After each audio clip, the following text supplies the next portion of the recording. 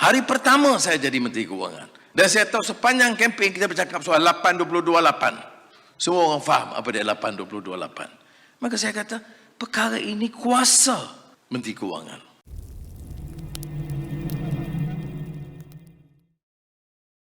Saya ke Kementerian Kewangan, saya akan kaji. Dan itu benar, itu bukan fitnah. Memang diluluskan, tapi belum dilaksanakan. Kerana pilihan raya. Jadi hari pertama saya di Kementerian Kewangan, pegawai kata, ya sudah diluluskan, tapi belum dilaksanakan. Ini sebagai contoh. Jadi tak perlu jadi hal politik.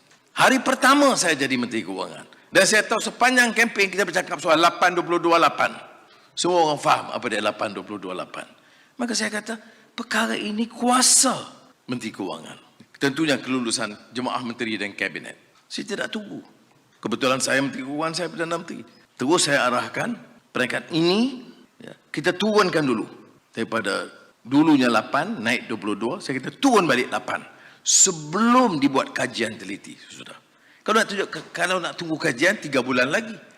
Saya datang balik ini ke Tuan Guru Syekh Jamil nanti tanya, ni entah dah 2 minggu dah, pasal baju dia tak turun lagi. Anda tak kerti jawab. Jadi sebab itu kita ambil langkah-langkah segera. Ya. Begitu juga soal pesawah padi. Karena saya teliti soal bernas ni sudah lama. Bernas ni bukan soal baru. Ada orang kata, Anwar luluskan sebagai Menteri Kewangan. Itu kenyataan politik. Itu penswastaan, itu bukan soal Menteri Kewangan. Penswastaan itu di bawah unit perancangan ekonomi Perdana Menteri. Kontender bawah Menteri Kewangan. Tapi ialah, geng-geng yang bebal ni kadang-kadang dia tak peduli fakta. Dia berdaya saja.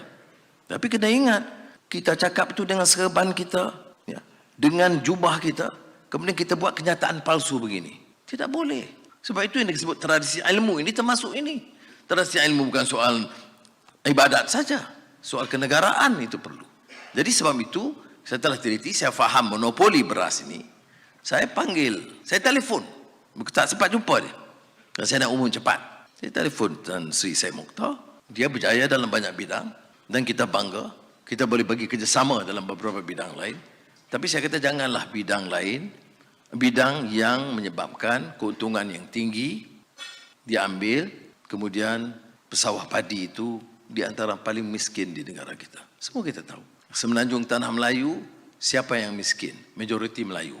Yang terlebih teruk miskinnya adalah sebahagian orang India dan orang asli. Tapi di majoriti kalangan Melayu yang miskin itu adalah pesawah padi. Kedah, Utara Perak, Kelantan. Saya ada mandat. Gunalah kuasa di kebijakan sana. Jadi saya beritahu Tan Sri Syed Mokhtar. Saya tahu belum ada teliti. Saya tahu belum ada mesyuarat.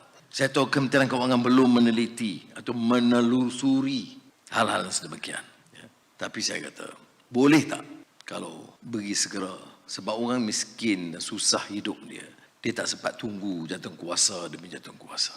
Kalau ikut peraturan biasa, saya faham. Maka Menteri Kewangan atau Kementerian Kewangan, aku panggil mesyuarat, teliti, kaji sana, bincang.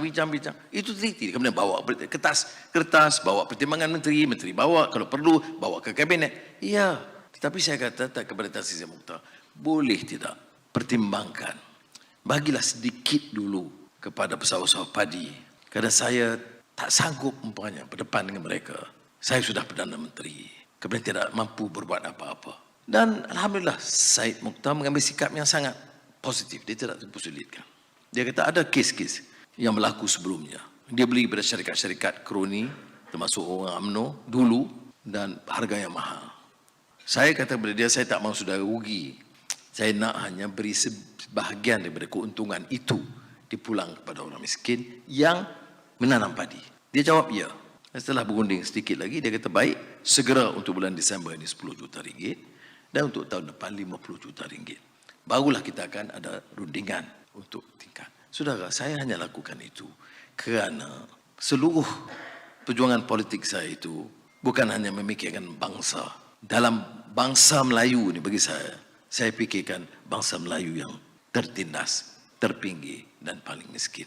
Itu yang saya cuba lakukan secara kecil-kecilan sebagai permulaan di hari pertama dan kedua. Dan sekarang umpamanya setelah kita bertapak, tentulah saya harus teliti semua dasar-dasar ini ikut peraturan. Ya, jatuh kuasa yang berkenaan. Tapi percayalah, yang saya tidak akan tolak ansur. Saya beritahu kepada rakan-rakan jemaah menteri yang saya pilih, Dr. Naim ada, saya yang pertama itu soal tata kelola atau governance. Maknanya no corruption. Ya. Saya bercakap dengan semua ketua-ketua parti komponen.